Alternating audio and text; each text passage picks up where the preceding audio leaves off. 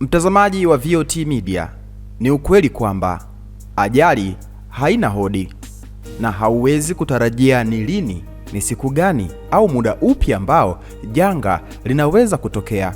Bi Safinat Rashid mwenye umri wa miaka 29 akiwa na watoto 5 wakiwemo watoto mapacha, mkazi wa mtaa wa Ibanda, kata ya Nyegezi, wilaya ya Nyamagana, jijini Mwanza. Na hapa akizungumza na VOT Media, anaelezea namna mkasa wa moto ulivyotokea na majirani zake kuweza kumsaidia. Moto huo ambao umechoma chumba alichokuwa akiishi na kuunguza vitu vyote ndani, yaani hakuna hata kimoja kilichosalia kuweza kumsaidia. Ni yapi haswa madhara ambayo yameweza kutokea kutokana na janga hilo? Kwa majina naitwa Safinat Rashid Nasibu. Mimi nimepata majanga jana, ilikuwa tarehe 7/7/2026 mida saa 1 jioni. Ni mwathirika wa tukio kama hili mnaloliona, nimeungua na vitu ndani.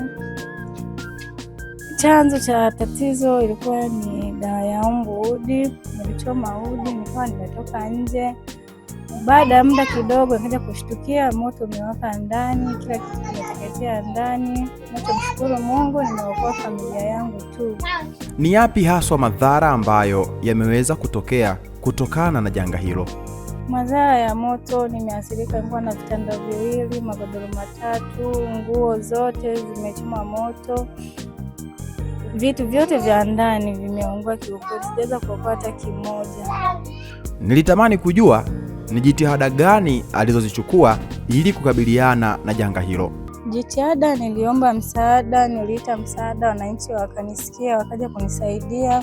Baada ya hapo jeshi la zimamoto liliweza kufika, lakini kwa muda huo moto ulikuwa tayari wananchi wameshanisaidia.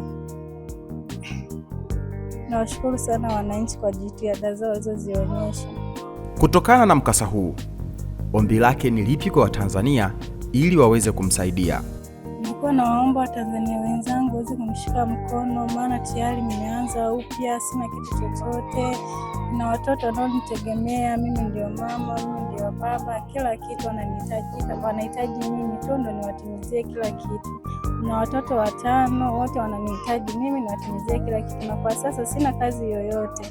Nilikuwa naomba Watanzania waweze kunishika mkono. Mimi ni fundi cherehani, japo nilikuwa sijajua vizuri. Nilikuwa naomba kama wanaweza kuniendeleza nikajua vizuri ili niweze kuisaidia familia yangu, japo na biashara pia ndogo ndogo wanazifanya kwa kujiingizia kipato, kuweza kuwatimizia wanangu mahitaji.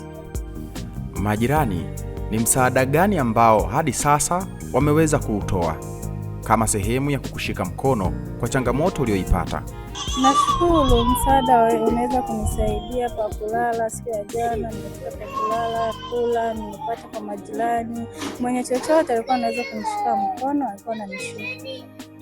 Nilikuwa naomba Watanzania waendelee kuwa na moyo wa hivyo na waendelee kunisaidia zaidi na zaidi. Wanangu wanatakiwa kwenda shule, nguo zote zimechoma moto.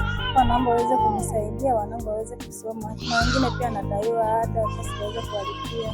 Kwa naomba Watanzania wanisaidie. Pia changamoto nyingine nilokuwa nayo ni kwa watoto mapacha. Mungu anijalie kupata mapacha, lakini kuwahudumia najikuta nashindwa kuwatimizia ada zao zote. Nilikuwa naomba mwenye kunisaidia aweze kunisaidia mahitaji, kukaa nao naweza, ila kikubwa tu mahitaji aweze kunisaidia, kunisapoti, niweze kuwasogeza wanangu waweze kukua. Kwa chochote ulichonacho, iwe fedha pamoja na mahitaji mengine kwa ajili yake na familia yake, Bi Safinat ametaja mawasiliano yake ili uweze kumsaidia. 0758998009. Jina itakuja Safinat Rashid Nasibu. Kwa niaba ya majirani, Bi Asnat Muhammad amelizungumzia tukio hili, namna lilivyotokea na jitihada ambazo wao kama majirani waliweza kuzichukua. Jina naitwa Asnat Muhammad Rububu. Ni mtangaji wa hapa, ni jirani. Ilikuwa ni majira ya saa 1. Nilikuwa napika ndani na watoto wote walikuwa ndani. Nilikuwa nafunga mlango ili niingie kulala. Kugeuka nyuma naona moshi chumbani. Ndo nikaingia chumbani, nikaona moto unafuka kutoka huku kwa jirani. Ndo nikapiga kelele, nikawatoa na watoto wengine nje, ndo watu wakaja kwa ajili ya kutoa msaada. Mtazamaji, ni imani yangu kwamba umeguswa na mkasa huu, hivyo unaweza kuonesha ushirikiano wako kwa kuweza kuisaidia familia hii. Angalizo pia, kwenye nyumba zetu ni vyema kuwa makini na vyanzo vya moto ili kuweza kuepukana na majanga kama haya. Hii ni VOT Media. Wakati wote sisi tumechangamka. Hamasa ni kuendelea kusubscribe katika YouTube channel ya kwetu. Subscribe, like, comment, share kwa ndugu jamaa na marafiki ili siku zote wasiweze kupitwa na taarifa zote muhimu ambazo zinakuwa zinatoka kwetu.